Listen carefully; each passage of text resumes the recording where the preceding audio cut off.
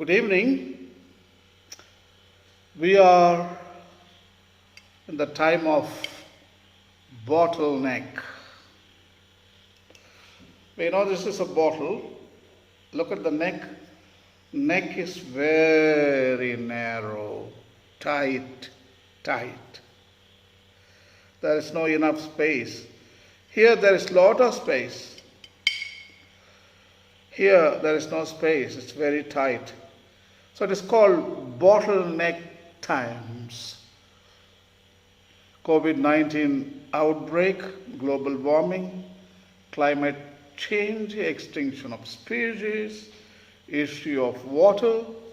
There are so many limiting factors. So that's why I'm calling it's a time of bottleneck. Very difficult times for planet Earth. Of course for humans, for other life too.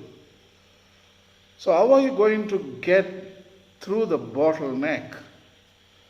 So that is what our theme of this segment is all about.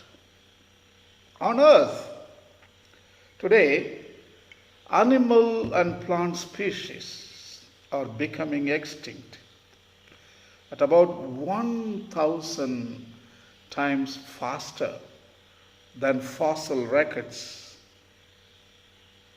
In fact, the rate of extinction is the highest it has been since the last great extinction at the end of the age of dinosaurs. That is 65 million years ago.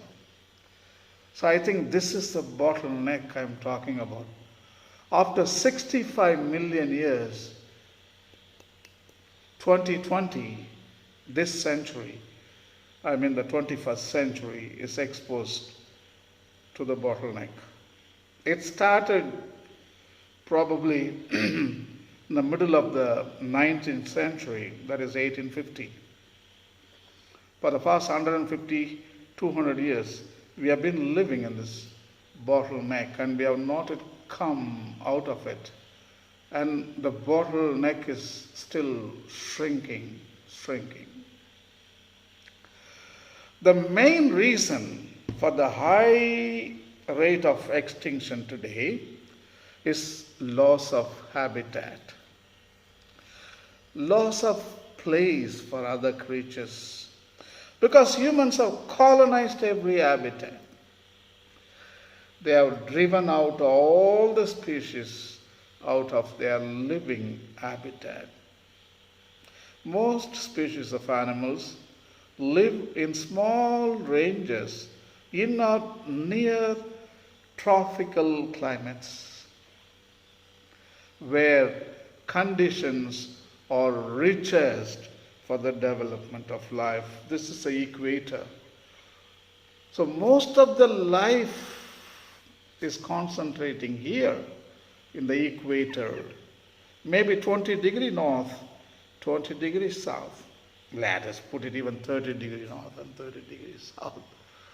Full of life, full of biodiversity, concentrations here on the equator. Unfortunately, the human population also exceeding the carrying capacity of the earth on equator. Most of the people live on equator and 20 north, 20 south. Most of the habitats are destroyed here. Too many people concentrated here. Human populations have been rising rapidly since the mid-1900s, and people in search of land for farms, ranches, and houses have chopped down more than 70% of the tropical forest. 70% of the tropical forest is chopped down, chopped down, where half the world's species live. Climate change creates an even greater challenge, especially for species with diminishing populations. The ecologist Aldo Leopold wrote, my favorite land ethic writer, Aldo Leopold. He writes as follows: we abuse land because we regard it as a commodity belonging to us. When we see land as a community to which we belong, we may begin to use it. We may begin to use it with love and respect. In the past, the earth has taken about 10 million years to regain its previous levels of biodiversity after major periods of extinction.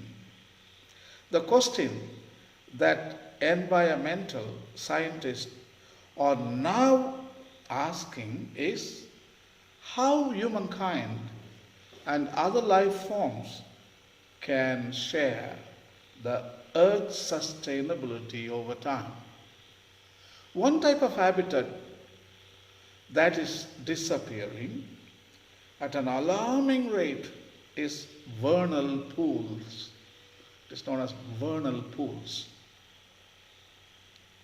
They are seasonal wetlands that are important for the survival of many species of wildlife, especially in Mediterranean type climates, that is the equator, maybe 20 degree north, 20 degree south. Lots of vernal pools here. They are seasonal wetlands, full of them, but now they are disappearing because of human encroachment.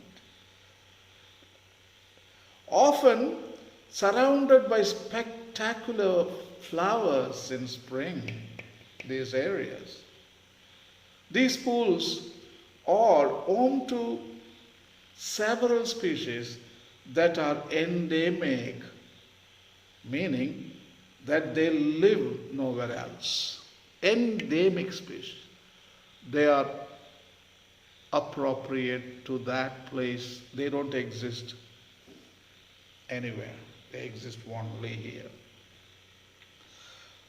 For example, several types of tiny shrimp and more than 60 species of plants live only in tropical vernal pool ecosystems, where the eggs of some shrimp dry out in the winter and hatch when the pool forms again next year. Other plants and animals that have adapted to the vernal pool ecosystems grow or come around each spring to take advantage of the watery landscape. Frogs lay eggs in the pools, and the tadpoles, when they are grown, leave the water and move on to the land that is called land phase of their lives as the vernal pool dries up each summer. Fish cannot breed in the pools due to the lack of a permanent source of water. But migrating birds, tiger salamanders, and other animals depend on the vegetation and shrimp for food. In recent years, less than 30% of tropical vernal pool ecosystems remain. Many are on land that people want to use for other purposes. Conservation organizations and the international governments of our planet Earth are working to understand and manage remaining wild landscapes to protect vernal pools and other fragile ecosystems. Today's ecosystem managers realize that in order to be sustainable over time, ecological management has to take into account the needs of all the inhabitants of the land, from humans and mahogany trees to chameleons and soil microorganisms. For many, the primary goal is not to keep forest pristine without any human presence, but rather to establish a non-invasive and mutually beneficial balance between man and nature. For example, research on mosquitoes and malaria now shifted focus away from killing mosquitoes, an action that would disrupt the balance of the ecosystems, and towards simply making them unable to transmit malaria to humans. In other words, mosquitoes, they have the right to existence. At the same time, humans also right to existence. But we need not kill them in order to protect humanity. In olden days, we used to have mosquito net. That was fantastic. Use the mosquito net. You are also safe. Mosquitoes also trying to bite you, but they can't get through. But today we are putting poison and killing them. That is not right. Let them exist and let them do their job, because they play a role and we also play a role. We can coexist. That is the word, coexist. Management of the world's ecosystems will continue to be a great challenge. Understanding ecology can help bring humanity through the bottleneck of our enormous population growth, while still preserving the integrity of Earth's ecosystems. Understanding ecology can help bring humanity through the bottleneck, Maybe environmental education, maybe awakening of union, or understanding the interdependence with other creatures, maybe understanding the coexistence. Without them, we can't exist. So that kind of awakening can really bring out humanity from this bottleneck. So I think it's the greatest challenge. COVID-19, all the ecological problems, global warming, climate change, extinction of species, issue of water, loss of biodiversity, and overpopulation and scarcity of resources, all of them now we are facing in this phase, the bottleneck. Once we get through, probably we change and we go into the same biggest phase. That is the thing, what we are looking for. I think COVID-19 has put us here. bottleneck. I think we need to go back slowly. I think the virus is going to allow us to move to a bigger space, and probably we have learned a lesson and we will never end up again here. No, stay here. It is better for humans and for other creatures.